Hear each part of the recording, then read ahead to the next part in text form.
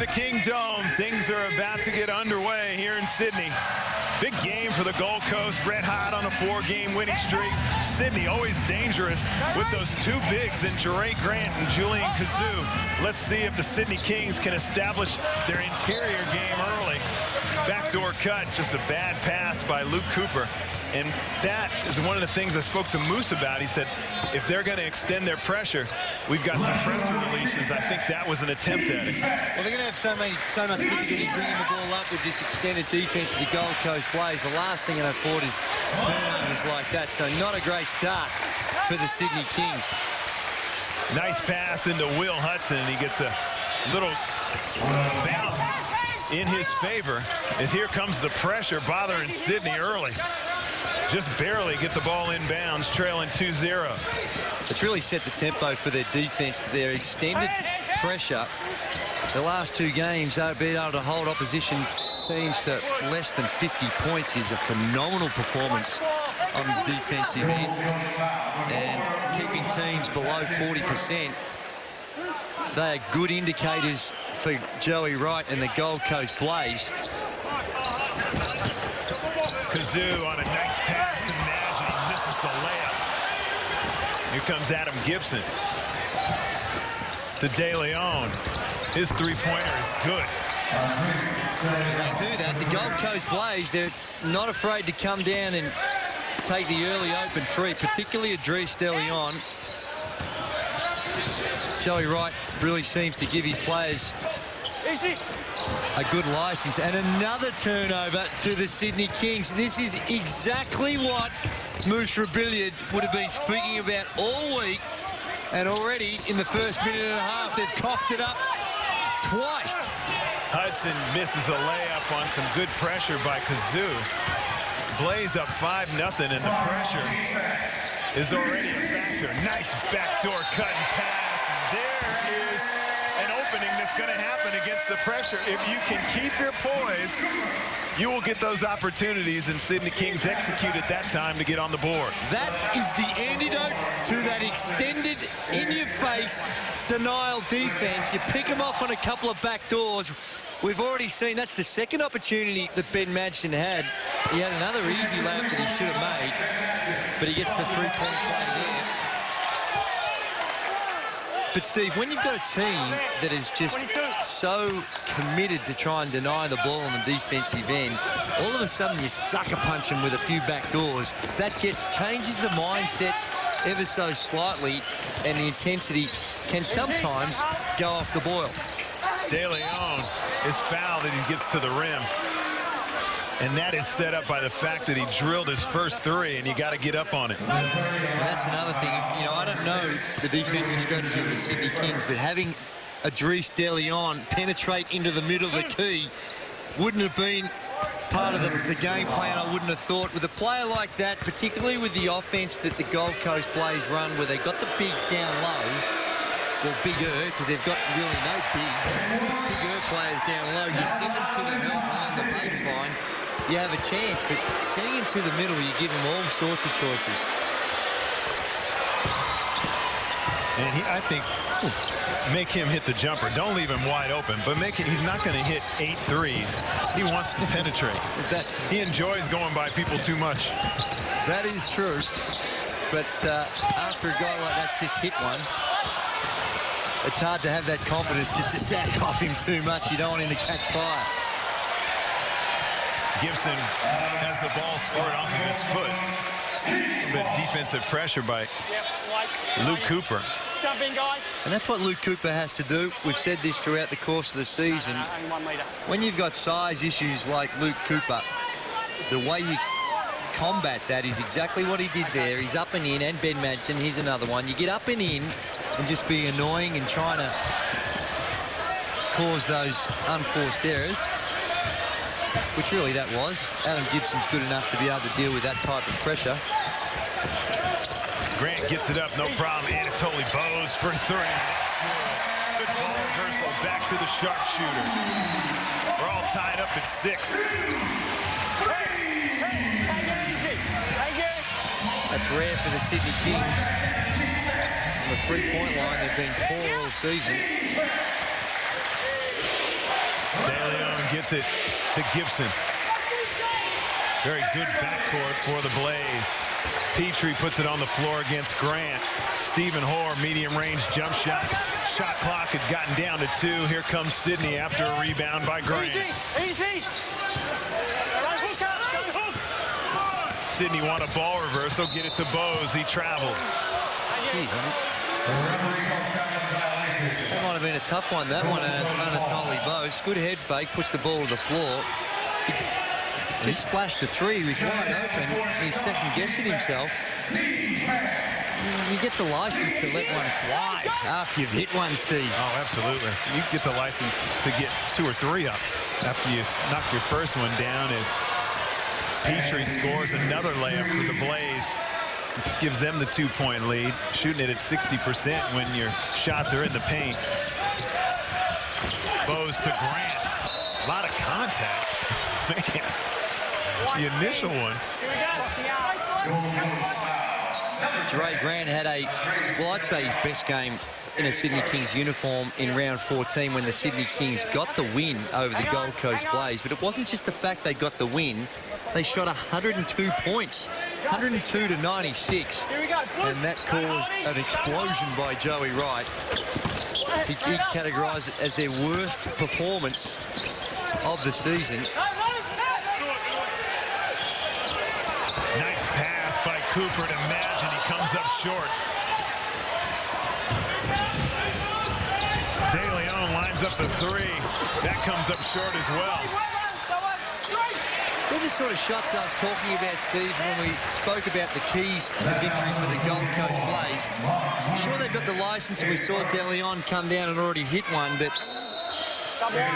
tempo control and as far as getting good shots every time and making those decisions, that's what I was thinking of in those keys to victory for the Gold Coast Blaze. Brendan Tees into the game for the Blaze, and he's one of those guys that's come off the bench and done a great job with that defensive pressure.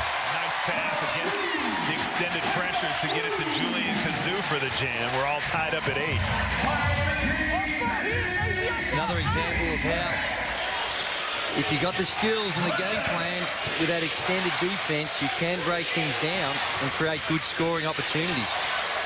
Stephen Hoare comes up short with that flat shot. Jere Grant can't run it down. Tees gets it to Gibson. Nice pass into Stephen Hoare. He tried to finish it off with a 3-point play, but he got a good nudge in the back from Luke Cooper to save a basket. You can see how these two teams, although it's early stages yet, a few ticks over 4.5 minutes, you can see how these two teams did get 102 and 96 in a game, can't you? Yeah. Well, the shot clock would be peppered with interior shots by the Gold Coast Blaze so far.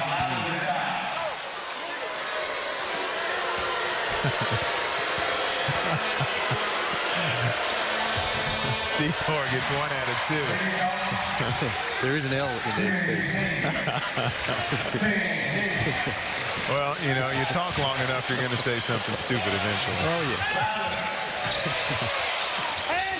Pressures all over the place. Mismatch as Bowes goes right at the smaller Jason Kadee. I like it. Recognize the size advantage, and Anatoly Bowes down low. That is going to be a good option if they play that straight up. Skip pass to Kadee. He kind of hesitated a little bit on that. No need. Just like you do in junior ball, Jason Kadee dominate. Every single player on this Gold Coast Blaze team seems to have a license. If open, will shoot. That gives them the 2-point lead.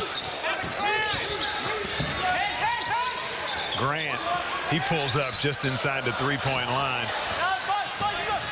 Tees with the long rebound. Petrie with a long 3. That's short. He's got a license as well. Grant is fouled. Looked like he was going to be knocked off balance, but it wasn't as bad as it started off to be. Timeout on the floor. The Sydney Kings trail by 2. 4 minutes than 12 seconds to go here in the first. We'll be back.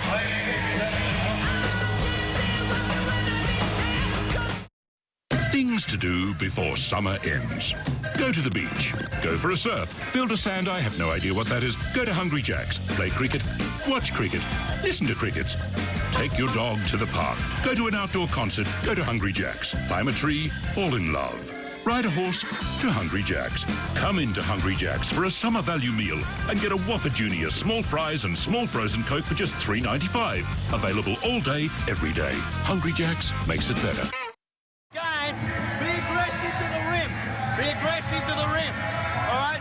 So defensively, we're in that. To Red. All right? Keep him in front. Shot goes up. Make contact, then we go. Offensively, just run a 4-up next play.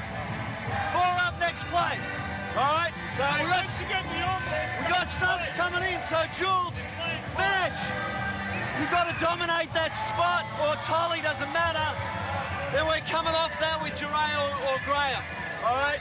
On the pop, Jules, dominate that spot because they'll look to come. All right, here we go. 3, 2, 1. Andrew, here at the early stages, the pressure of the Gold Coast Blaze and getting the basketball into the bigs for Sydney. How do you think these teams are going with their game plan and their focus? Well, I think the Gold Coast Blaze have done well. They've already forced the Sydney Kings into 3 turnovers. And the tempo is very much to their liking. The Kings have done a good job. Now, they only trail it by 2. And we've already seen evidence that if they can control the ball with their ball handling skills, that sometimes it's a bit of a head fake from the Gold Coast Blaze. It's kamikaze stuff that, provided you're controlled and got the skills, you can find some openings in that, which teams over the last 4 games haven't been able to do. No, they haven't. I mean, defensive pressure really is smoke and mirrors. I mean, if you keep your poise and you execute your zone busters, all they are 5 guys out there. And if you look at them, they're not 5 great defenders. You've got to have that self-discipline too to stick with your stuff as well, because sometimes things open up a little bit earlier than expected. And oh my, excuse me, also coming off and 1 pass, jacking it up. 1 pass, jacking it up with pressure. Now, when you're a role player, you come out there and you play hard, but I don't think you have to get caught up into the freewheeling offense. That might be something that you work your way into over the course of a season or 2. The Gold Coast Blaze already, you know, they rotate their players more than most. Let's not forget James Harvey still with a long-term calf injury. Chris Goulding back in the lineup for the first time in 4 weeks, 4 games.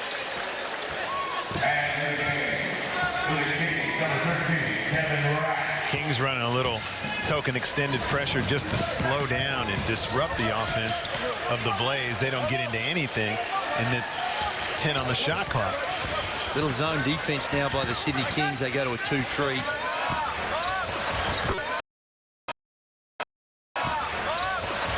De Leon for 3. Yeah, it might not be a good idea to lay off a hand.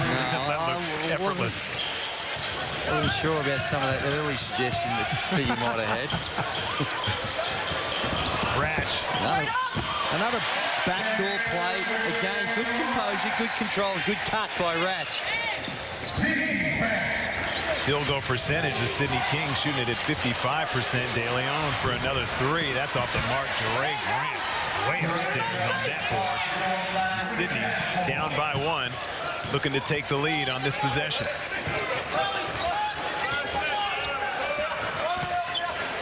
Martin wants it on Bose. He's got the smaller Jason Kadee on him. Kadee just gave him a jumper. And Sydney Kings have got to go to that all night. We saw down low. Bose had the advantage now from the perimeter. It's just a matter of whether he makes or misses the shot. You know, with the smaller Jason Kadee on him, he's going to be able to get a shot up almost every single time he touches it. Mark Worthington just blows by Anatoly Bose. And I was about to say, Steve, one of the problems you've got with the freewheeling offense the Gold Coast Blaze have had so far is that the superstars sometimes don't see the ball all that often. That was the first field goal attempt by Mark Worthington. And when your superstar has to wait 8 minutes or thereabouts before he gets a shot, that can sometimes not be a good thing. Ratch inside the circle. A good no call. Ball stolen by De Leon. Worthington just runs over Dre Grant. Steve, that last play, Kevin Ratch caught the ball as if he didn't realise there was going to be pressure. De Leon slaps it away. Need to understand, have greater urgency about taking care of the ball. And there's some good defence by Dre Grant. Fills that space and picks up the charge. Another, just to elaborate on your point, it looked like Wollongong came into the game like that last week.